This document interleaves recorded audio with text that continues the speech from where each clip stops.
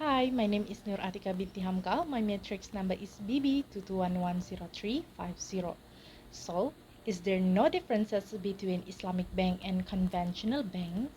Let's dive into this fascinating world of Islamic and conventional banking.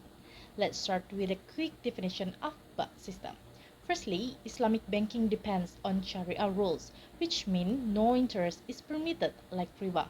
Instead, it focuses on risk sharing and ensuring ethical investment, which means no financial backing for industries such as gambling or alcohol. On the other hand, a conventional banking is all about profit maximization. It earns money through interest and it's not restricted in where it invests. While Islamic banking relies on actual asset for transparency, conventional banks prioritize financial growth and shareholder satisfaction. Next, there are few differences between conventional bank and Islamic bank. The first one is basic concept and terms. Financing versus loan. In the conventional banking system, the term loan is very common. Bank acts like lenders by providing a certain amount of money to borrowers. In return, interest is charged on the amount.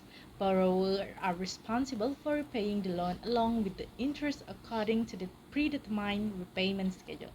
In contrast to conventional banking, Islamic bank avoids the use of term loan as its principle prohibits the practice of riba. Instead, the term financing is used.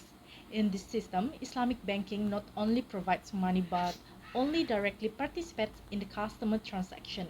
For example, if someone wants to buy a house, the Islamic bank will first purchase the house.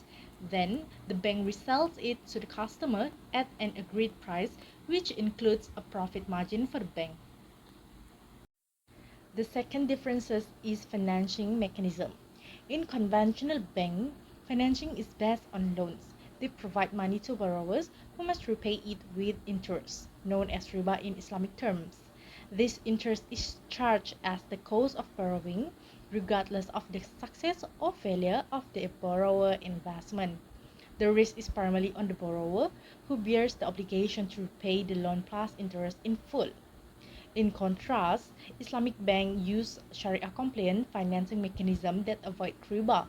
Instead of loans, they offer contracts like murabaha, where the banks buy an asset and sell it to the customer at a profit, or musharaka, where the bank and customer jointly invest and sharing profit and losses. Other methods, such as ijara, allow customer to use an asset while paying rent with the option to own it later. This mechanism ensures that risks and rewards are shared fairly between the bank and the customer. The third difference is penalty and late payment charge.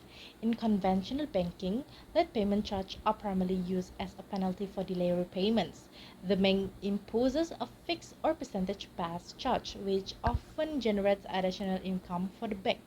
These charges are not tied to the actual administrative costs incurred by the bank and may be viewed as a form of riba since they result in extra monetary gain from the borrower's inability to pay on time. Islamic banking penalties for late payments are structured differently to comply with Sharia principles. Islamic banks use the concept of ta'wid, which allows them to charge an amount to cover actual administrative costs caused by the delay. Additionally, any exits collected beyond the cost must be donated to charity under the principle of gharama, ensuring the bank does not profit from the penalty. This approach aligns with the ethical principle of fairness and discourages exploitation. And the last difference is incentive and discount. In conventional banking, incentive and discount are often offered to attract and retain customers. For example, discount on interest rates or promotional offer for loan repayments are common. These incentives are usually tied to the financial gain of the bank, and they often revolve around interest-based transactions, which are the foundation of the conventional banking operation.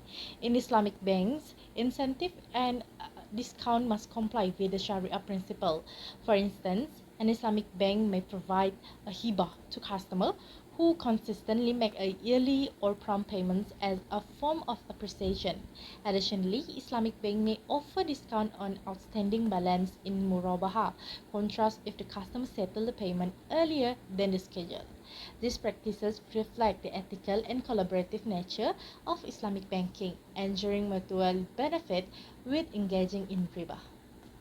Next, let's discuss the advantages and disadvantages of BAT system. Islamic banking has the advantage of being ethical, focusing fair and transparent investing, and encouraging risk sharing. However, it offers fewer product selection and is not as readily available. Conventional banking is straightforward to use, offer a wide range of products, and is known to most people. However, it focuses on interest and can be costly for borrowers, and it does not necessarily prioritize ethical investment. Each method has advantage and disadvantage, therefore, the ideal option is based on your preference. In summary, while Islamic and conventional banking share certain features, their idea and approaches are significantly distinct. Your decision is based on your principle and financial needs. So, which system do you think align more with your values?